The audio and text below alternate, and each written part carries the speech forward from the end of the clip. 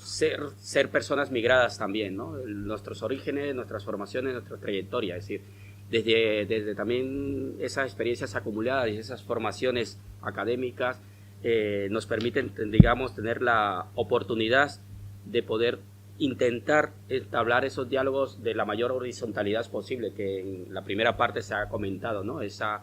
Creemos que tenemos esa ventaja comparativa de poder recepcionar de una mejor manera las demandas, los intereses, las necesidades, las peticiones que tengan, digamos, personas migradas con las que podamos compartir, ya sean proyectos migratorios, ya sean realidades concretas o demás.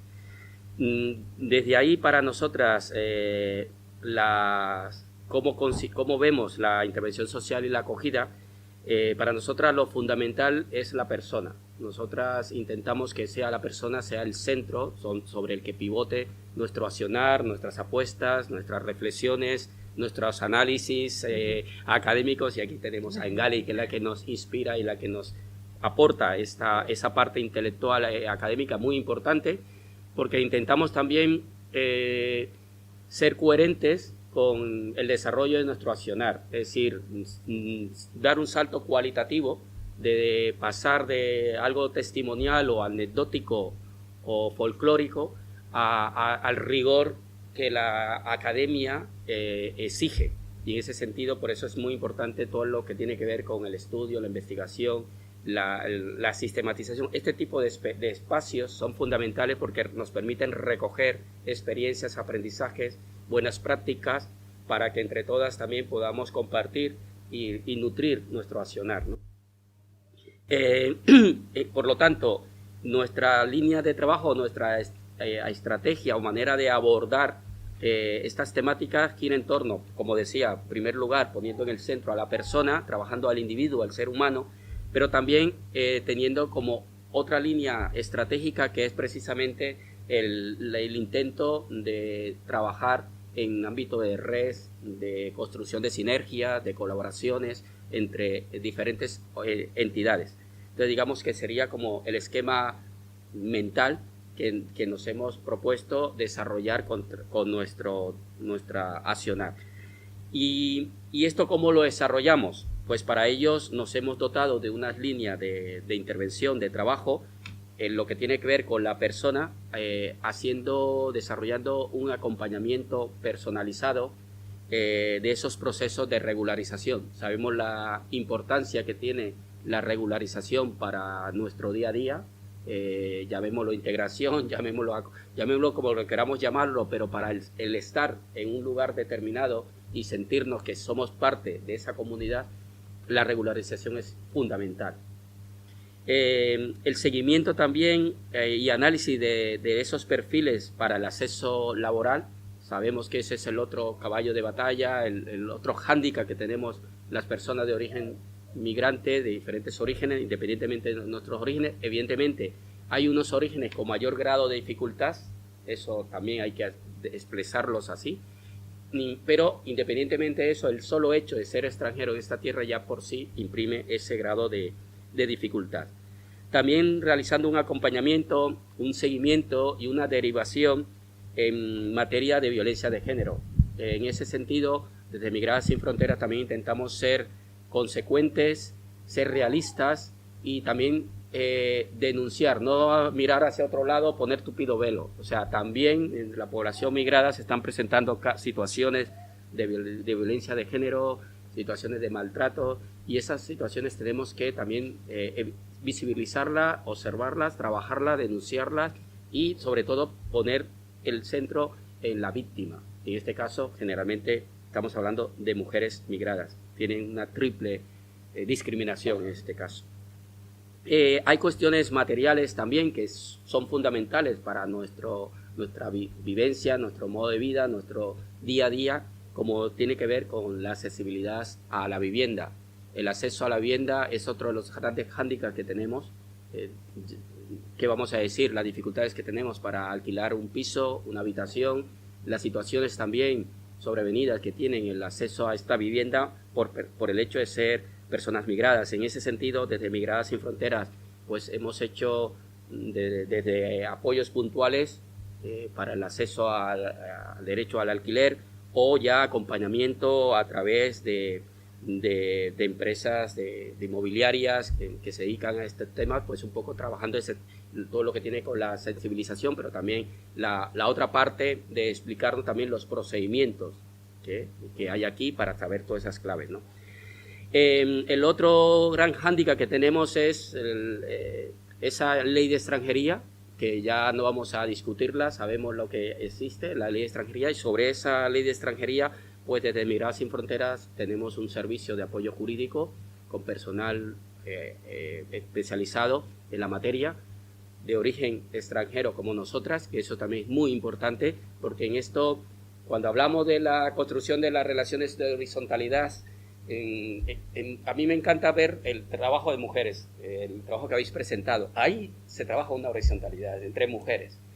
Pero cuando hablamos de la gestión de la diversidad o el abordaje de la intervención social con poblaciones migradas, nosotras sí nos parece que sí hay una distancia, y se habla desde la institucionalidad, de la horizontalidad, pero sí hay una distancia entre que la persona que está a este lado del escritorio, sea o no sea extranjera, y la demandante del servicio, usuaria, como queramos llamarle, no sea extranjera.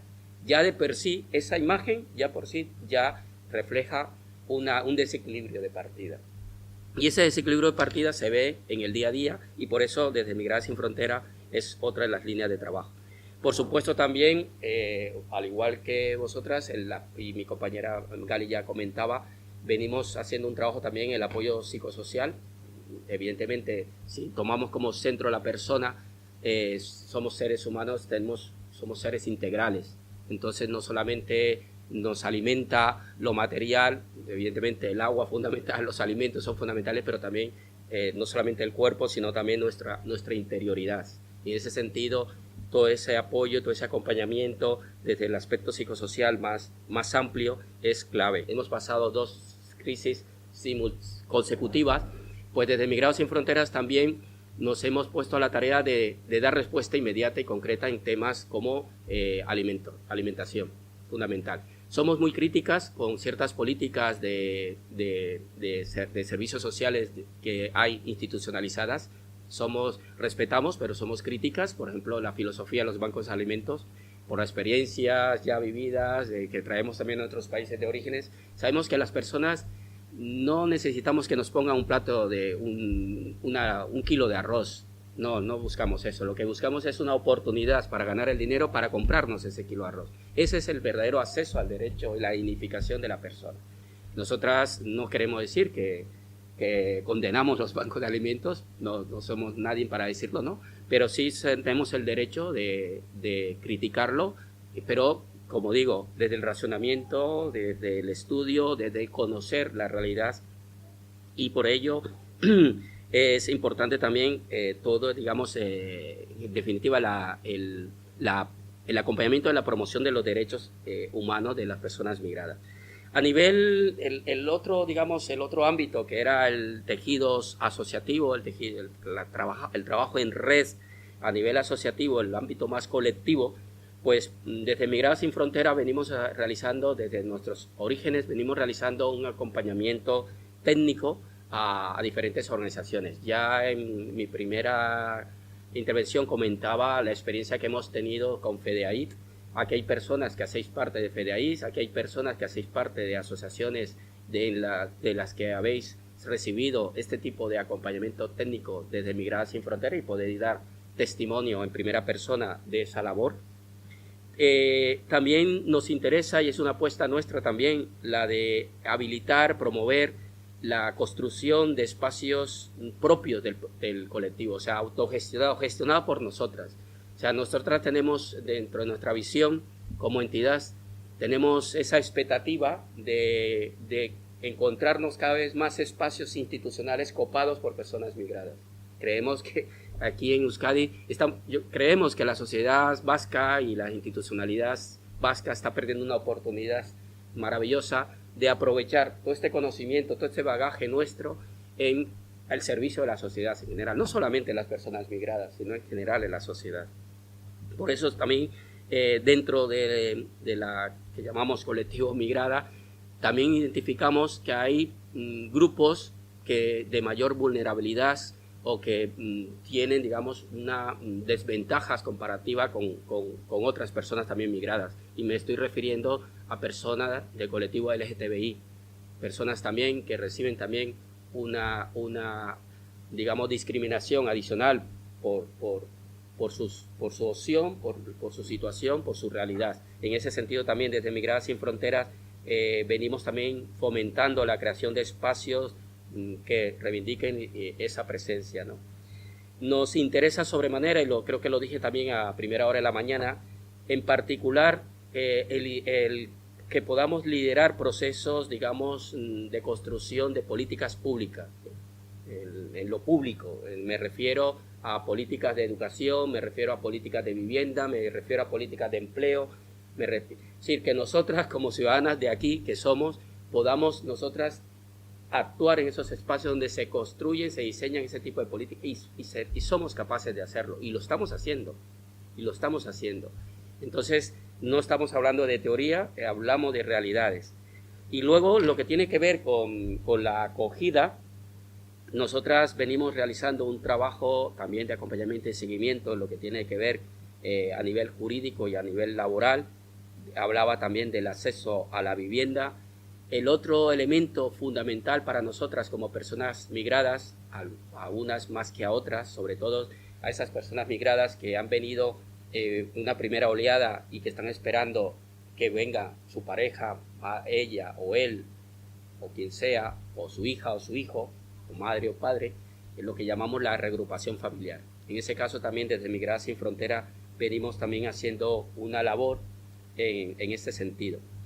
Y lo que tiene que ver también con las personas exiliadas, porque aquí podemos estar todas en esta sala que somos personas migradas, ese es el primer rótulo, pero puede ser que alguna de nosotras, además de tener ese rótulo de personas migradas, el motivo de esa migración se deba a que hemos sido forzadas a salir de nuestros países de origen. Y eso tiene una connotación, como sabéis, particular, y en ese sentido también desde Migrada venimos haciendo un acompañamiento y un apoyo, ¿no? ¿Cómo trabajamos la intervención sociolaboral y de acogida? En ese sentido, lo trabajamos también desde lo personal y lo colectivo, tomando como referencia la experiencia vital de la persona, haciendo ese acompañamiento psicosocial que comentaba, ese acompañamiento de la inserción laboral. En ese sentido, tenemos ya datos, es decir, ya podemos compartir datos concretos del impacto, digamos, de esta labor. No es teoría, es ya una realidad. Durante este año 2022 hemos conseguido apoyar o acompañar la regularización de 34 personas a nivel, digamos, de regularización de empleo aquí en el territorio de Vizcaya y en Guipúzcoa. 5 personas también exiliadas. Hemos conseguido que tenga una derivación, digamos, a su acompañamiento y seguimiento a nivel psicológico por parte de la administración pública. Esto es fundamental, es muy importante, porque generalmente tenemos la tendencia, desde el ámbito social, tenemos la tendencia de pensar que nuestra acción es la acción. Nuestra acción es complementaria, nuestra acción es parcial, es una parte. La responsabilidad primera es de la administración.